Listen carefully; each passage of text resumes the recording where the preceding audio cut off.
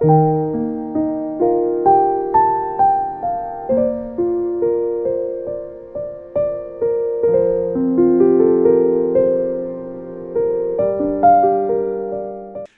ons bid saam. Here, baie dankie vir u genade. Dankie Here vir u liefde. En dankie Jesus vir u teenwoordigheid ook in hierdie oggend. Dankie Here dat u ons swakheid te hulp is. Here dat u met ons bemoeienis maak. Dankie dat ons in hierdie oggend Here ons lewens aan u kan wy. Here ons afhanklikheid van u kan verklaar. Vir u kan vra om in te werk in ons lewens. Here, ons wil vra dat u ons sal seën. Ons wil vra, Here, dat u in en deur ons lewens sal werk, dat ons elke oomblik van elke dag bewus sal wees van u teenwoordigheid, en Here, dat ons dan so sensitief vir u woord sal wees, sal luister wat u vir ons wil sê, en Here, dat ons dan so deur wat ons doen, dat ons u sal eer. Dankie Here, dat u ons liefhet, dankie Here, dat u ons dan te hulp is, Here, dat u ons kom seën, dat u ons kom krag gee, Here, dat ons dan so in en deur ons lewens u naam kan verheerlik. Seën ons dan nou. Here, open ons ore, open ons lewens, Here, sodat ons dan so gewillig sal wees om te luister. Here, ons slaan ons so op na die berge, want waar sal ons hulp vandaan kom? Ons hulp is van u alleen, Here, wat hemel en aarde gemaak het. Gemeente, genade, barmhartigheid en vrede word geskenk van God ons Vader en Jesus Christus ons Here, deur die kragvolle werking van die Heilige Gees. Amen.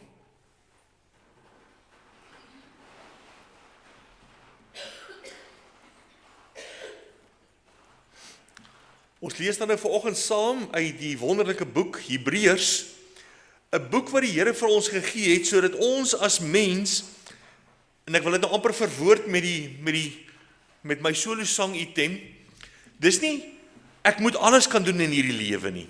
Ek as mens besef, ek kan nie alles doen nie.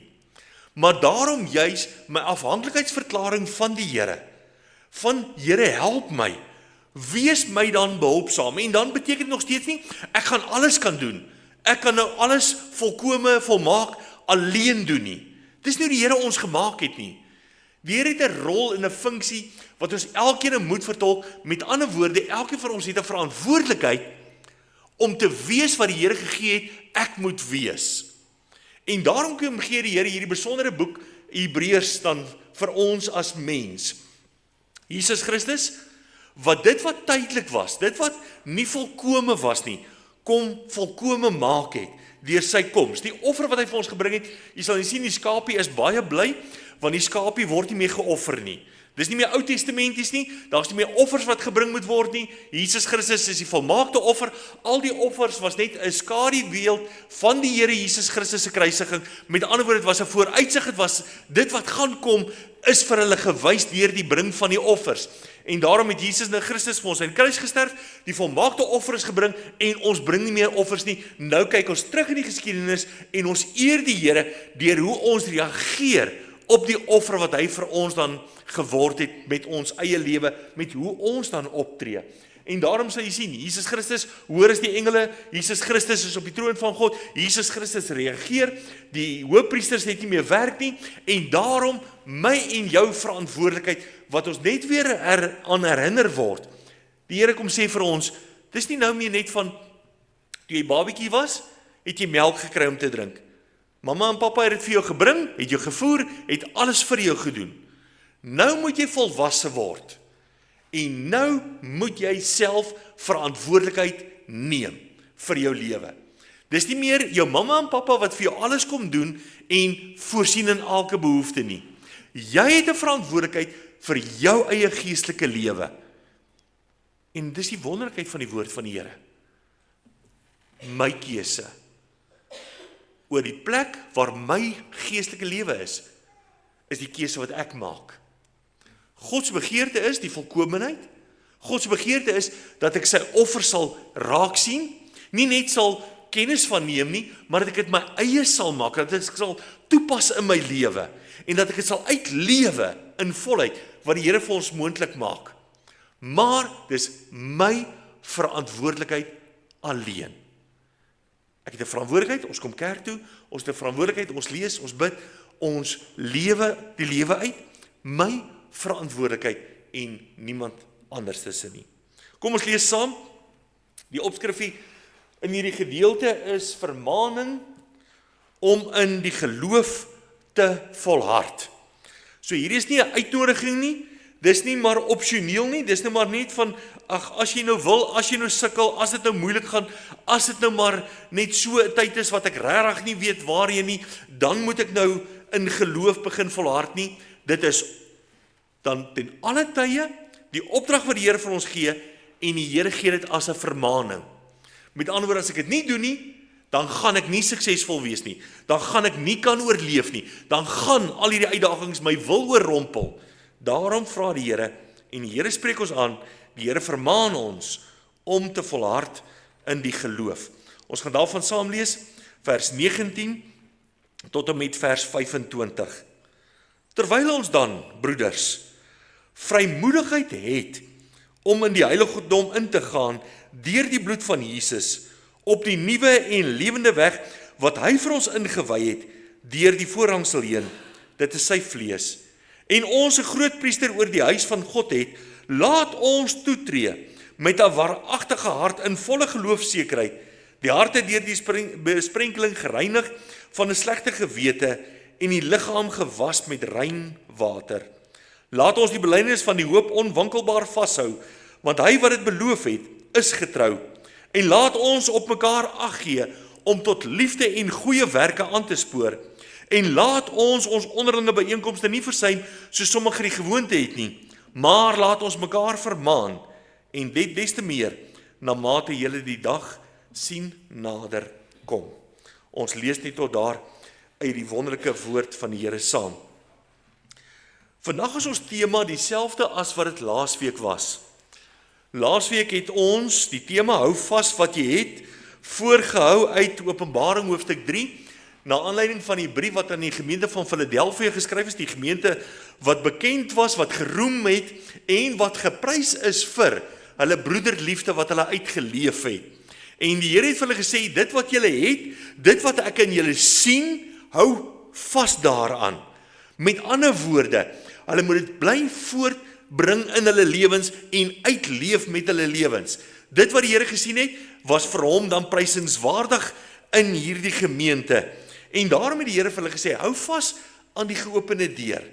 Dit wat die Here vir jou kom gee in jou lewe, die geleenthede wat die Here vir ons kom skep, die eerste daarvan is saligheid, wat die Here vir ons die deur oopgemaak het, sodat ek en jy met vrymoedigheid die Here kan innooi, wanneer ons die klop van sy hand aan ons hartsdeur hoor, sodat hy saam met ons maaltyd kan hou en ons met hom. Met ander woorde, dan word daar 'n verhouding met die Here gesluit, waar ons dan 'n pad saam met die Here kom loop in ons lewenspad vorentoe. En die Here gee dan vir ons geopende deure. Ek en jy, ons verantwoordelikheid, sensitief vir die werking van die Here. Ons as mens is ongelukkig, ons wil sekere deure wil ons oop hê. Of ons hom nou oop forceer of oop skop, of oop wat ook al, ons wil by daardie deur ingaan, want dis wat ek wil hê. Maar ek hoor nie, ek gebruik nie die geleentheid om bietjie terug te tree en die Here toe te laat om vir my die deure oop te maak nie. So daarom spreek dit van hierdie vertroue wat in hierdie gemeente sienbaar, tasbaar was. En daarom word ons aangemoedig dat ons dit ook so sal toepas in ons eie lewens. Die gemeente word geprys in Philadelphia vir hulle vashou aan die woord van God. Met ander woorde, hulle het dit gebruik as die kompas, die rigtingwysing in hulle lewens. Hulle was goed toegerus. Vir al die volkome take wat hulle moes doen, is hulle volkome toegerus deur die Here, deur die woord van die Here. Heeltyd my verantwoordelikheid, wat die Here vir my kom gee. Die Here gee die geleenthede, die Here gee vir ons sy woord. Maar ek het 'n verantwoordelikheid om 'n deel te maak van my lewe. Waarmee sal die jongeling sy pad suiwer hou? Deur dit te hou na die woord van God. En daardie vertroue wat uitgespreek word in Psalm 119 vers 105. U woord is 'n lamp vir my voet en 'n lig vir my pad. Dit is hoe ek die woord kom toepas in my lewe. Andersins, met alle respek, bly hierdie woord 'n eenvoudige boek wat deur Lux Verbi gedruk is, wat op 'n boekrak kan lê, wat stof opgaar. Dan bly dit vir my net 'n woord. Dit word nie vir my lewend. En dis wat die Here vir ons beloof. Maar ek moet dit toelaat om deel te word van my lewe, sodat die woord deur my kan lewe, sodat ek vrug daardeur kan dra. Die gemeente in Philadelphia word geprys vir hulle vashou aan Jesus Christus, vir die offer wat die Here vir ons gebring het, maar ook dan sy instaatstelling elke dag. Die Here se betrokkenheid in my lewe. So daarom spreek hy van hierdie vertroue wat hulle in die Here gehad het, die geloof wat hulle in die Here gehad het, ongeag van die omstandighede, daai tipiese Dawid-houding, met my Here loop ek 'n bendestorm, met my Here spring ek oor die muur. So dit gaan nie oor die uitdagings nie, dit gaan oor hy wat aan my kant is, hy wie ek dien, wat ek eer, die Here, skepper van die hemel en die aarde, wie ek bely as my God. Daarom hierdie instaatstelling. En daarom kom ons dan nou vandag. Ek het maandagooggend toe ek begin met die voorbereiding vir vanoggend se erediens. Toe gaan ek so deur ou notas wat ek gehad het op die rekenaar. En ek sien 'n e-pos raak wat aan my gestuur is die 31ste Desember 2013. Nog deur tannie Lena Arendorf toe sy nog gewerk het. Toe stuur sy vir my 'n e-pos. En die gedagte wat sy gestuur het was sekerhede vir 2013. Ook nou al 13 jaar terug. En die gedagtes het gekom uit Hebreërs hoofstuk 10, wat ons dan nou vanoggend saam gelees het. Hebreërs hoofstuk 10 is vir my 'n besondere gedeelte wat die verhouding van die Here met ons as mens kom kommunikeer. Maar daarom, ten eerste, my verantwoordelikheid. Want ons kan al hierdie woorde hoor. Ons kan al die beloftes raak sien. Ons kan alles waarneem. En dan wil ek nou amper die vrou wat aan bloedvloeiend gelei het, gebruik as voorbeeld. Almal het geweet van die wonderwerke wat die Here doen. Almal was bewus daarvan, dat die Here in 'n oogwink, in 'n oomblik, mense se lewens kan verander.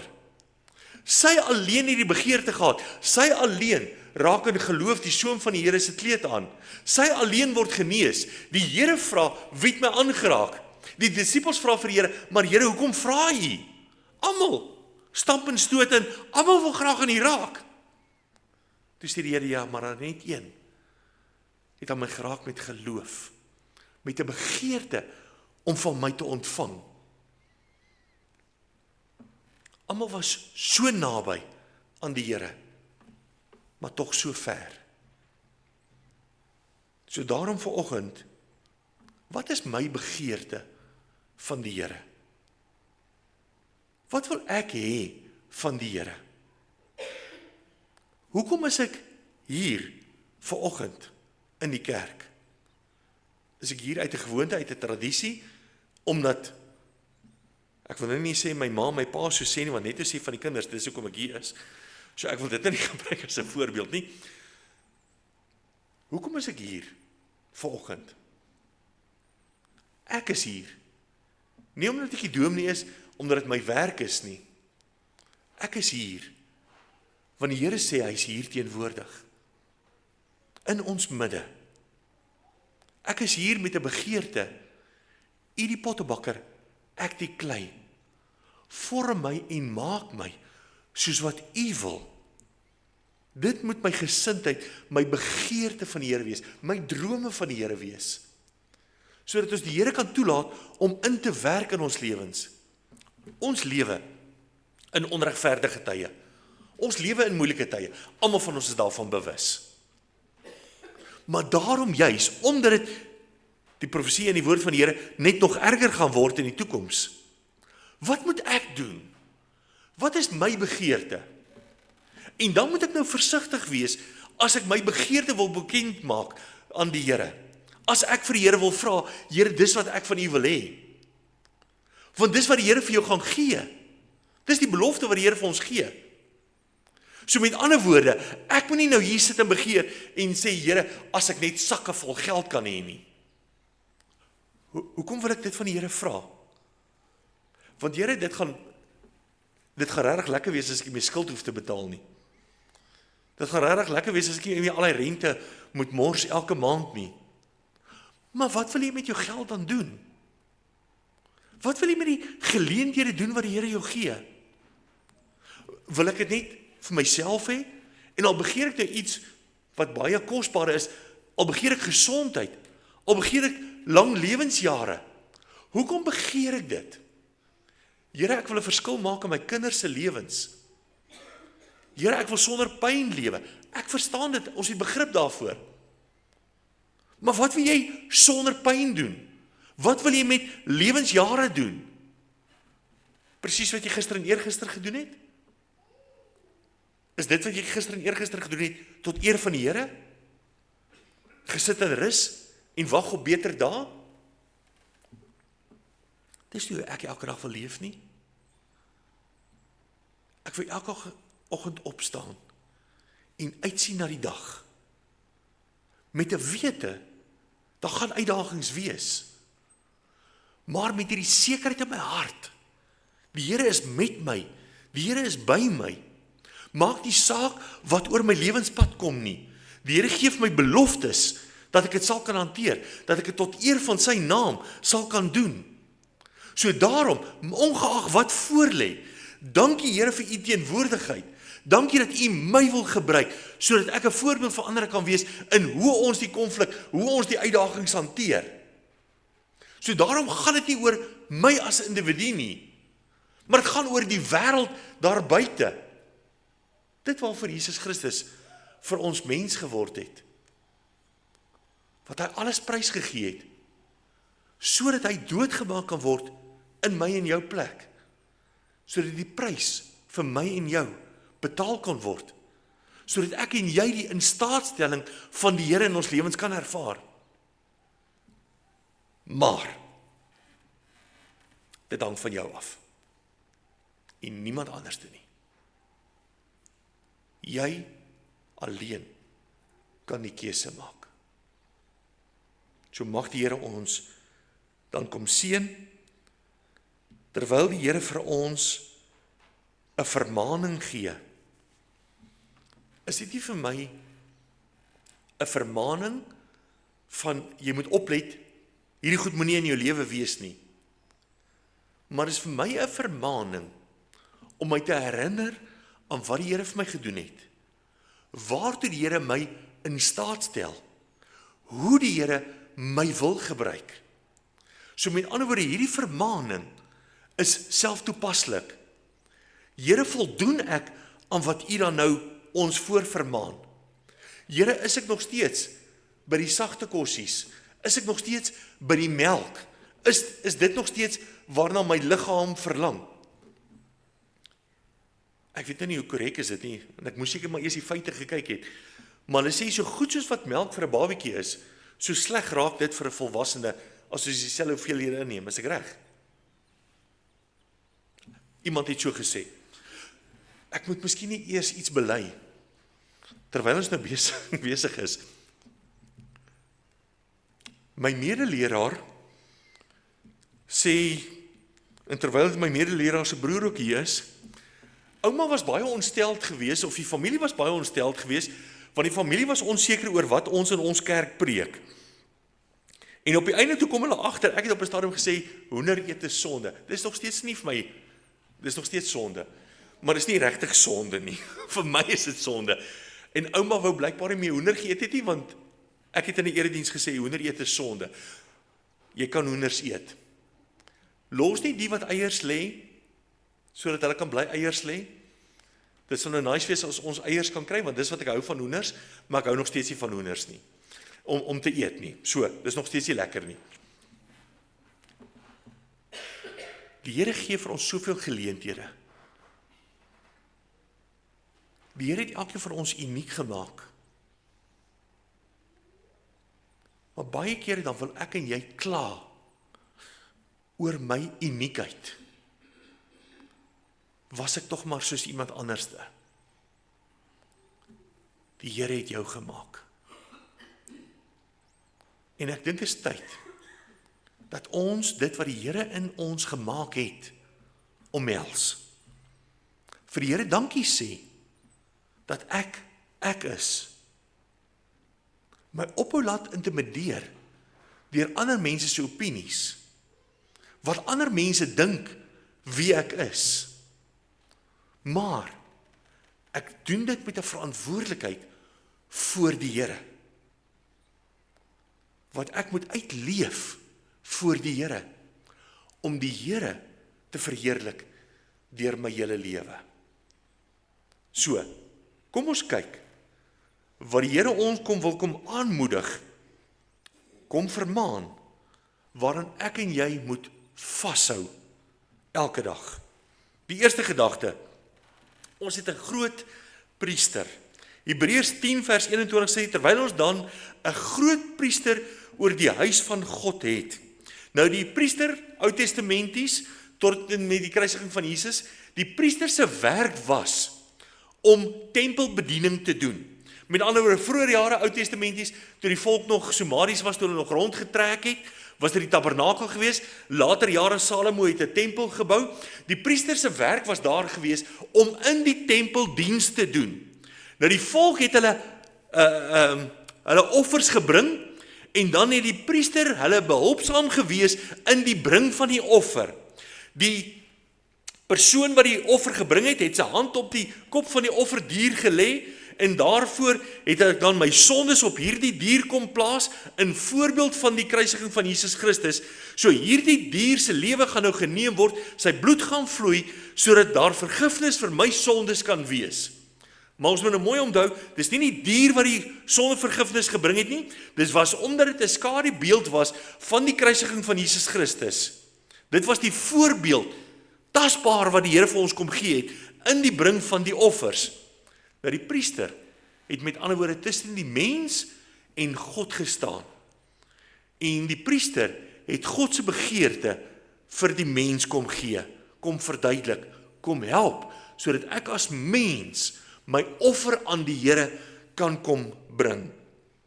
In die tabernakel, later jare die tempel, was daar 'n heiligdom en dan die allerheiligste. In die allerheiligste was die tabernakel, die verbondsark gewees van die Here. In die verbondsark was daar 3 items gewees ter herinnering van die voorsiening van die Here. Daar was dan die 2 kliptafels met die wet opgeskrywe, daar was die staf van Moses ingewees, en dan was daar ook van die manna ingewees van die voorsiening van die Here, wat daar behoue in gebly het. Maar op die verbondsark was die ontmoetingsplek van die Here. Hierdie ontmoetingsplek van die Here, het die Here dan die volk kom ontmoet 1 keer per jaar, waar daar die hoëpriester dan ingegaan het in die allerheiligste, slegs 1 keer per jaar, waar hulle dan met die Here ontmoet het, en waar daar dan gemeenskap met God was, waar die Here met die volk kom praat het, en kom instruksies gee het. Met Jesus Christus se kruisiging, het die voorhangselmiddel deurgeskeer. Het daai verborgenheid vir ons geopenbaar geword. Het die Here die sluier kom wegneem, sodat ek en jy as mens, nie as priester in die Ou Testament nie, maar dat ons as gewone volk toegang kan hê tot die allerheiligdom, tot God. Daardie koestering van die hoëpriester vir hierdie geleentheid om 1 keer per jaar, en dan was die leviete, almal was die priesters gewees, so miskien kry jy 1 keer in jou leeftyd as hoëpriester geleentheid om in te gaan in die allerheiligdom. Het ek en jy die vrymoedigheid om enige oomblik met God te praat? Hoor jy wat die Here vir ons kom gee het? Dis nie nou net per geleentheid deur iemand anderste wat vir ons voorspraak kom maak, wat vir ons toegang kom bewerk nie. Maar die Here gee vir ons die voorreg om dit soveel as moontlik te doen. En daarom is dit vir ons hierdie besonderheid waarin ons kan vashou, want ons het toegang tot die Here. Maar die Here sê nou vir ons, hy is vir ons die groot priester, omdat hy vir ons die offer gebring het, wat dit vir ons moontlik gemaak het. Maar nou moet ons mooi luister. Jesus Christus is ons middelaar, maar Jesus Christus het deur sy middelaarskap ons regverdig verklaar, ons vrygekoop van die sonde. Maar, daar's nie nou meer by die tempel 'n priester, wat nou tussen my en God kom staan nie. My verantwoordelikheid. My verantwoordelikheid om 'n verhouding met die Here te hê. My verantwoordelikheid om my eie sonde te bely voor die Here. My verantwoordelikheid om vir die Here te vra om my te help in die omstandighede met dit wat ek mee sukkel. My verantwoordelikheid om te doen wat die Here van my verwag. Dis nie meer iemand anderste wat nou vir my gaan intree. 'n vermaaning. Jy het nou die geleentheid, maar die geleentheid moet deur jou gebruik word. Dis nie iemand anderste wat dit vir jou gaan doen nie. Die tweede gedagte, ons het 'n vooruitsig. Vers 23 van Hebreërs hoofstuk 10 sê, laat ons die belydenis van die hoop onwankelbaar vashou, want hy wat dit beloof het, is getrou. Nou ons hoop word verwoord vir my deur die hemelse erfenis wat die Here vir ons gegee het, waarna ons almal dan ook uitsien. Die hemel is die plek waar daar geen sonde is nie, geen pyn is nie, geen hartseer is nie, geen teleurstellings is nie, geen bekommernisse is nie, geen uitdagings is daar in die hemel nie. In die hemel, die wonderlikheid daarvan, daar is nie dag of nag nie. Daar's nie 'n son nie, daar's nie 'n maan nie. Die heerlikheid van die Here is die lig wat gaan skyn in die hemel, wat vir ons heeltyd lig gaan wees. So daar's niks eers meer 'n skadukant nie, daar's nie eers meer 'n grys area nie. Dit is 'n lewe wat ons gaan leef tot eer van die Here, net om God te verheerlik, elke dag van my lewe. Daar's nie meer al hierdie uitdagings wat ons nou meer stoei nie. Strate van goud, wat die Here vir ons kom gee, as 'n hemelse erfenis. Maar nou, ons het hierdie vooruitsig. Maar nou sê die Here vir ons, laat ons die belydenis van hoop onwankelbaar vashou. Nou, ek bely, as kind van God, is die hemel my erfenis. Maar my vraag dan nou, as ek dit bely, dat dit is die plek waartoe ek gaan, wat bely ek nou in my lewe? Waarvan is my lewe, met ander woorde, 'n belydenis? Wat getuig my lewe daar buite? En nou sê ons met ons tema, dis waarin ek moet vashou. Ek moet vashou, met ander woorde, aan my belydenis voor die Here. Nie net, ek is op pad hemel toe en dis my genoeg nie. Ek gaan weer sê, my verantwoordelikheid nou. Ek hou vir u voor. Ek glo in God die Vader, die Almagtige, Skepper van hemel en aarde, en in Jesus Christus sy enige gebore Seun, ons Here, wat ontvang is van die Heilige Gees, gebore uit die maagd Maria, wat gelei het onder Pontius Pilatus, gekruisig, gestorwe en begrawe is, en neergedaal het in die onderste dele van die aarde, wat op die derde dag weer opgestaan het uit die dood, opgevaar het na die hemel, en sit aan die regterhand van God, die Almagtige Vader, van waar hy sal kom om te oordeel, die lewende en die dode. Ek glo in die Heilige Gees. Ek glo in 'n heilige algemene Christelike kerk, die gemeenskap van die heiliges, die vergifnis van sondes, die opstanding van die liggaam en 'n ewige lewe. Is dit my belydenis? Is dit maar net 'n belydenis wat ons gebruik? Is dit 'n belydenis wat my lewe verwoord? Wat kom sê, dis op grond waarvan ek my besluite neem? Dit is wat ek glo, as jy na my lewe kyk, dit is wat ek wil hê, jy moet raak sien. Die tyd wat ons in leef, ek het 'n vrye keuse.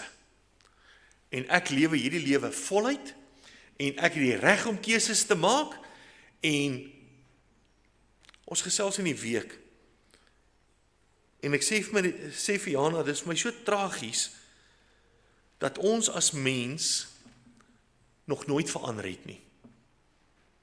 Adam en Eva. Eva word versoek deur die duiwel. Die duiwel sê vir haar, as jy van hierdie vrug eet, sal jy die goed, sowel as die sleg leer ken. Goed ken jy nou, in die tuin van Eden. Hoor God in die aandwyntjie wandel. Beleef alles wat mooi is. Daar's nie eens onkruid nie. Daar's niks wat sleg is nie. Is in die teenwoordigheid van die Here. En Eva neem hierdie besluit. Ek wil bietjie voel die sleg ook. En nou kan ons hulle nie blameer nie. Want dit is ons as mens ook. Ons sien hoe sekere optredes mense se lewens verwoes. Families uitmekaar uitdryf. Maar ek gaan dit nie opgee nie, want ek kan dit beheer. Ek sien wat gebeur, maar dit sal nie by my huis gebeur nie. Want dit moes anders te by my. En ek wil nou nie eens 'n voorbeeld gee nie, want ek wil nie net een verkeerde ding uitsonder nie. Pas dit self toe. Ons as mens maak 100 keer eerder die verkeerde besluit as die regte besluit. So Here, hoe lyk my belydenis? Hoe lyk die lewe wat ek leef?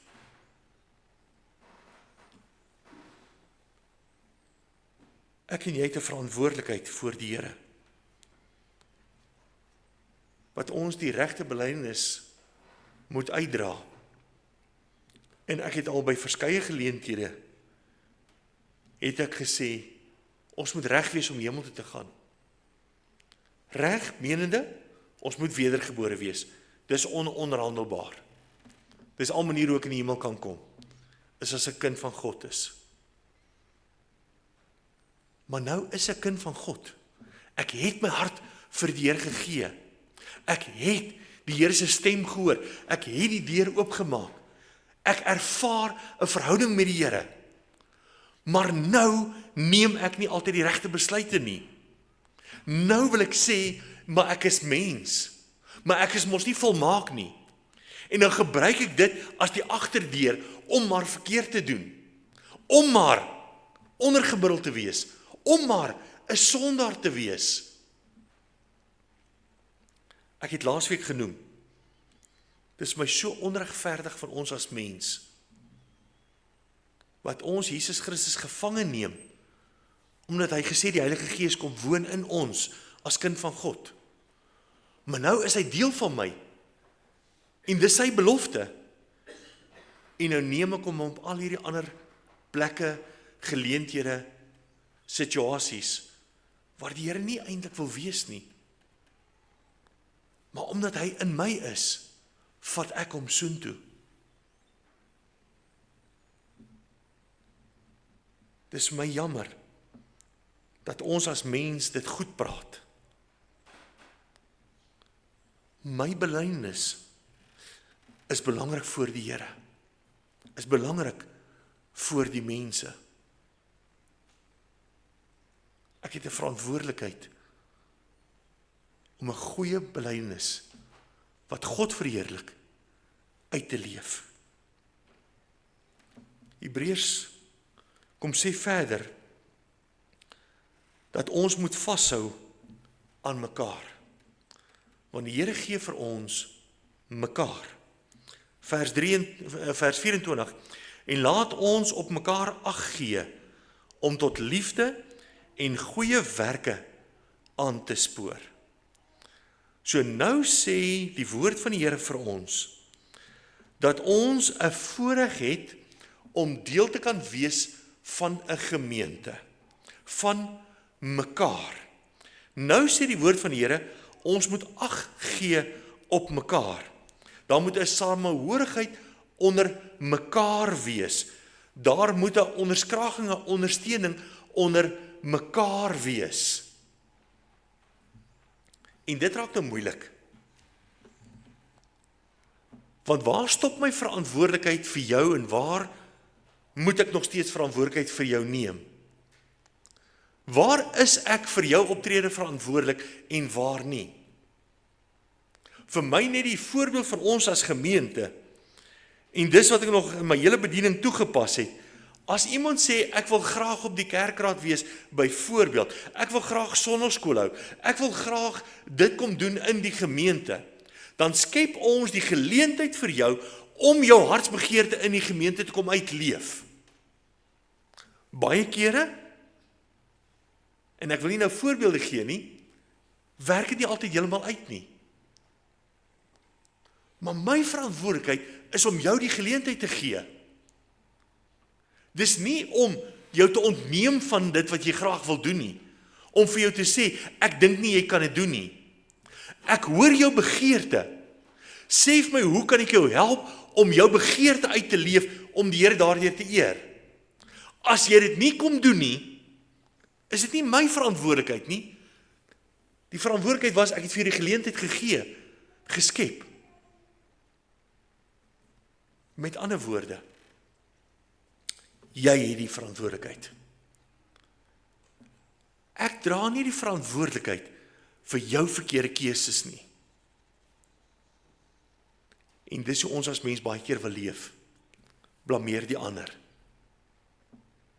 In plaas van net dat ek my eie hart bewaar. Verantwoordelikheid neem vir wat my verantwoordelikheid is. En daarom moet ons ag gee op mekaar. Moet ons mekaar behulpsaam wees. Ek het vir nou reg vertel van die persoon wat ons die meubels by bestel het, wat tussen neus en ore verdwyn het, en nou is die meubels weg, die geld weg, alles is weg. Dis nie my verantwoordelikheid nie. Dis sy verantwoordelikheid gewees. Dit was sy ooreenkoms gewees. En ons het geglo, en hy het nie gedoen nie. Gaan ek weer so iets doen? Ja, ek gaan. Want ek wil nie op grond van een verkeerde optrede van iemand nou almal dieselfde kam skeer nie. Dit veralgemeen nie. Die sonde is nie wat reg is nie. Ek kan nie deur die sonde nou my verkeerde besluite kom regverdig nie. Ek moet nog steeds reg optree. Ek het nog steeds die verantwoordelikheid. Gee ag op mekaar. Bid vir mekaar. En ek wil die bid nou nie gebruik as 'n verskoning nie. Maar ek hoef nie altyd by iemand te wees om vir iemand te bid nie. Die wonderlikheid van die Here wat hy vir ons gegee het, is dat ons saam kan wees in gebed verenig voor die Here, wat ons vir mekaar kan bid. En Jesus was vir ons 'n wonderlike voorbeeld daarvoor. 'n Hele lewe wat gewy is aan gebed tot die Vader. Bid vir mekaar. Help waar jy kan. Help ander. Al kos dit tyd, al kos dit geld, maak nie saak nie. Help mekaar. Maar jy moet nie net bly wees en sê, iemand gaan my nou kom help nie. Dis nie waarvoor dit nou is nie. Hoe kan ek iemand anders te gaan help? Dis die vermaaning. Hoe kan ek iemand anders te help?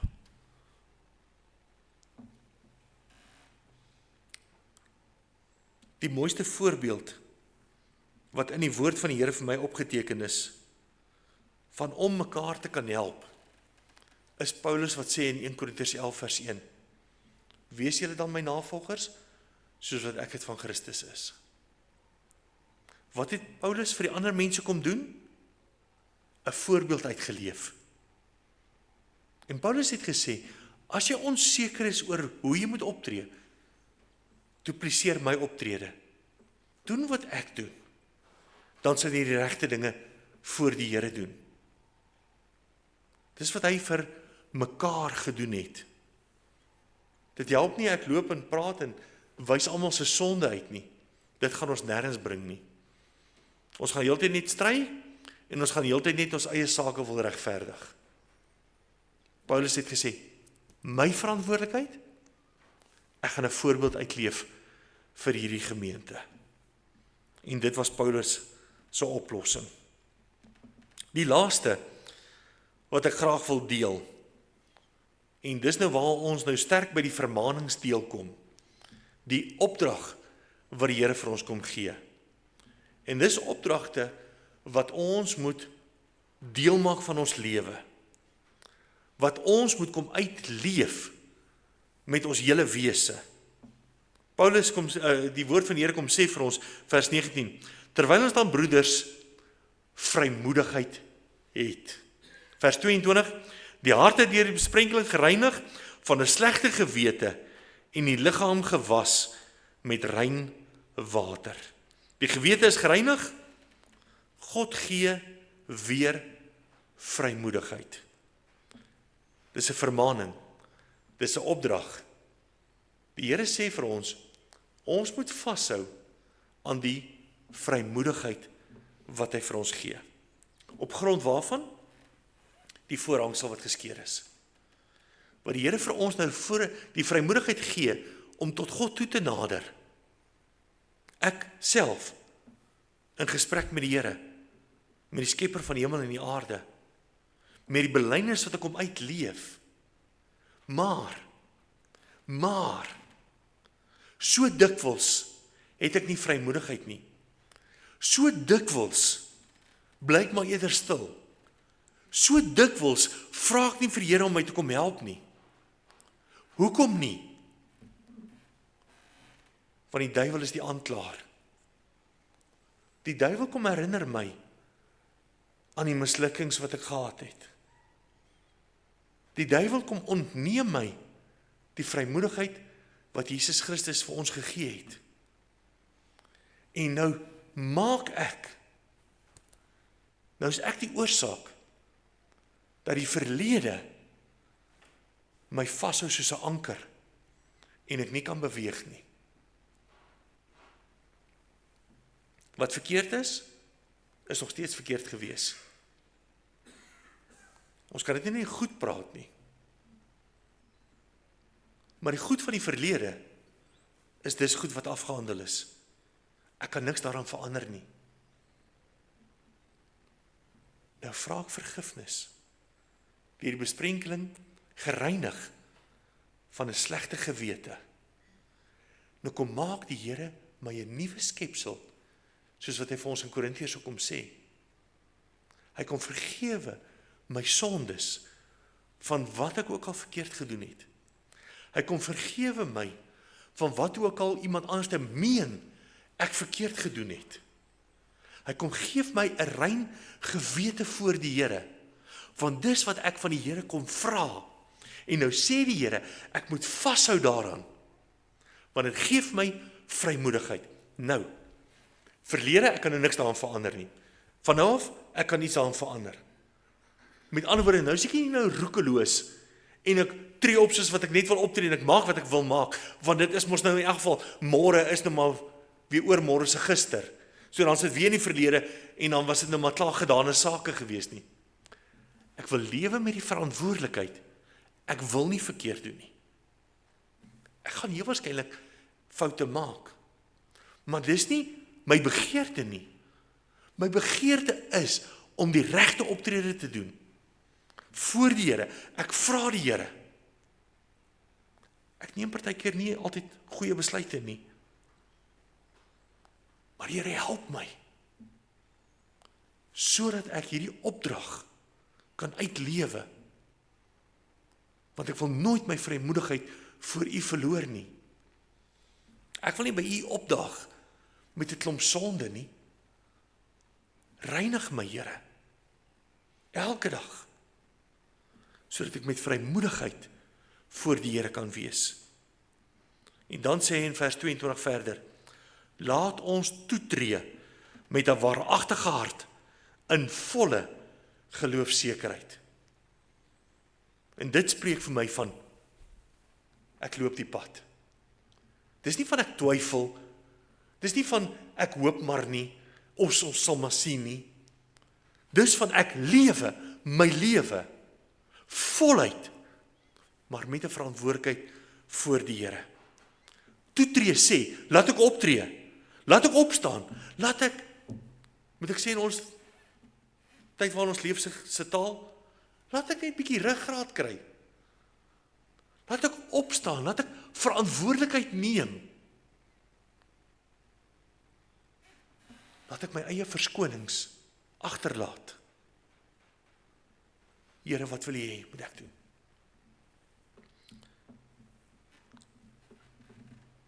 Daar's 'n man wat baie op YouTube te sien is, en sy naam kan ek nog steeds nie, of sy van kan ek nie uitspreek nie, maar is Nick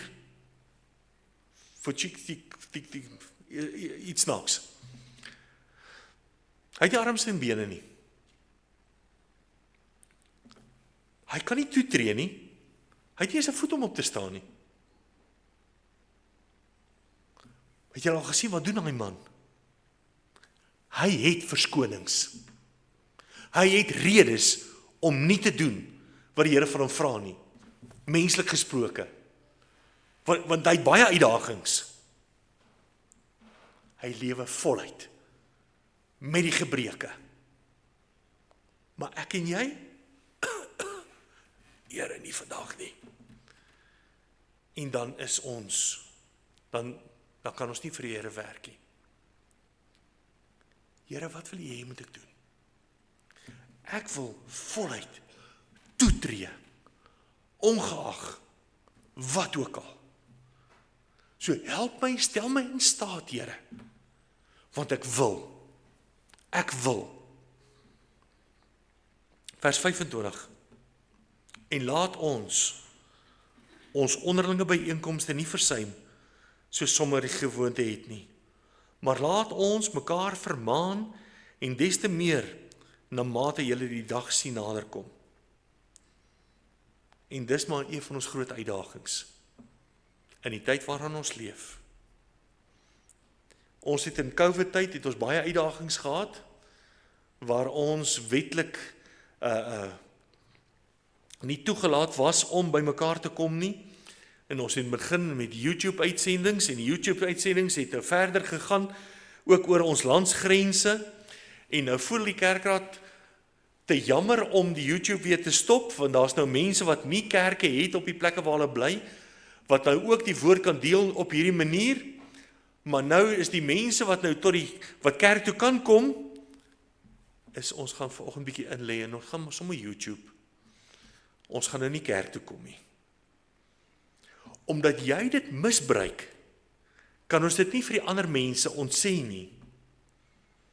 So, dis nie 'n geleentheid om nie kerk toe te kom nie. Ek het nog steeds 'n verantwoordelikheid, ek moet kerk toe kom. Kerk toe kom is nie op die skerm kyk nie. Dis nie dieselfde nie. Ek meen, wie anders sou my solo sang dan nou beleef het? Ek hoop ons wil sny dit net later weer uit as hy op YouTube gaan. Asseblief. Dis 'n plek waar ons kan saamkom, waar ons mekaar kan beleef, waar ek en jy 'n verantwoordelikheid het voor die Here. Dis 'n oplossing as daar nie ander geleenthede is nie. Dis nie die gegewe hoe dit moet werk nie. So, wat is my opdrag? Here, ek is hier. Here, ek wil U dien. Ek wil U eer. En daarom is ek gehoorsaam. Ek kom nie kerk toe eers omdat daar 'n opdrag is nie. Ek kom kerk toe want ek het 'n begeerte om in die teenwoordigheid van die Here te wees. Ek het 'n begeerte om saam met ander gemeentelede te wees. Ek het 'n begeerte om dan so saam uit die woord uit te leer, saam te bid, saam U te eer. Here, ek wil vashou aan dit wat U vir ons gegee het. My verantwoordelikheid, wat ek nakom. Die interessantheid, mens leer jou kinders om te doen wat reg is. Kinders word groot, kinders gaan in die huis uit. Kinders neem hulle eie besluite.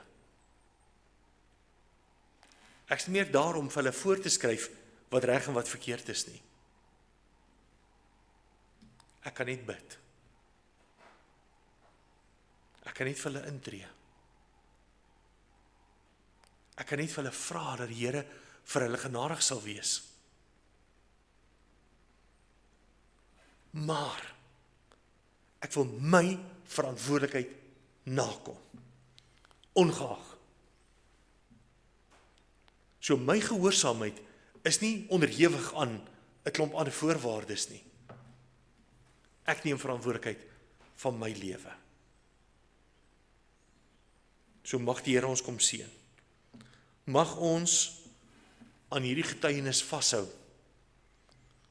Mag dit ons lewenslese wees. Mag die belydenis duidelik in ons lewens wees. In ons woorde, in ons dade, in ons optrede. Mag ons vergewe. Mag ons uitsien na die toekoms. Mag ons elke dag voluit tot eer van die Here leef. Amen. Kom ons bid saam.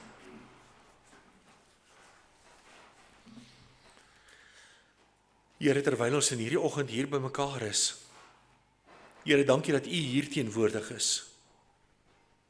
Dankie vir U liefde, dankie Here vir U bemoeienis. En dankie Jesus dat U dan so kom vorm in ons lewens. Here, ons het baie redes en baie verskonings en alles, Here. Maar Here, dankie dat die verlede is. Dankie dat ons daarom kan kom vra vir vergifnis. Dankie dat ons U in staatstelling kan vra vir die toekoms. Dankie Here dat ons U kan vertrou vir elke dag. Help ons Here. Ons wil getrou wees. Ons wil aan U alleen vashou. Ons wil alleen vashou aan dit wat U wil hê ons moet doen. Here, ons wil dit volkome kom uitleef. En daarom, Here, help ons, Here. Here, ons verstaan nie altyd alles nie. En Here, ek wil selfs nou kom bid en sê, ons verstaan nie altyd ander mense se optredes nie. Maar Here, help dat ons vir mekaar sal bid. Ongeag dat ons U sal eer, U sal loof en prys, en dat ons saam U naam sal verheerlik. Dankie Here, dat dit in U moontlik is, en dankie Here, dat U dit van ons as 'n opdrag gee. Ons loof U naam daarvoor. Amen. Vriende, ons besef hoe moeilik dit is, en ons besef hoe uitdagend dit is. Hoe onhaalbaar dit miskien mag lyk. Maar dis wat die Here in en deur ons wil kom doen. Dit hang net van my af. Glo, en die Here sal dit vir ons doen. So daarvoor, die lied wat ons mee afsluit, is 'n lied met stemme by, waarvoor ons bly is, maar dis Father, I place into your hands. So met ander woorde, ek wil my hand in die Here se hand sit, en ek wil die Here vertrou, vir alles vorentoe. Kom ons staan en sing ons hierdie lied saam.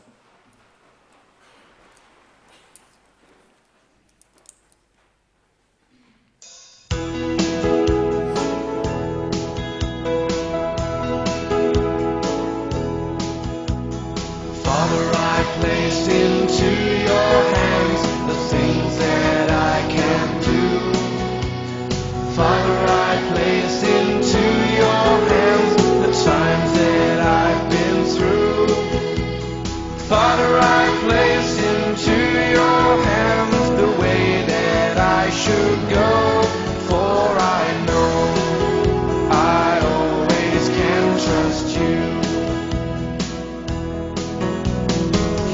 I place into your hands my friends and family. Father, I place into your hands the things that trouble me. Father, I place into your hands the person I would be, for I know I always can trust you. Father, we love to seek your face, we love to hear your voice. Father, we love to sing your praise and in your name rejoice. Father, we love to walk with you and in your presence rest, for we know we always can trust you. Father, I want to be with you and do the things you do. Father, I want to speak the words that you are speaking to. Father, I want to love the ones that you will draw to you, for I know that I am one with you. For I know that I am one with you. For I know that I am one with you.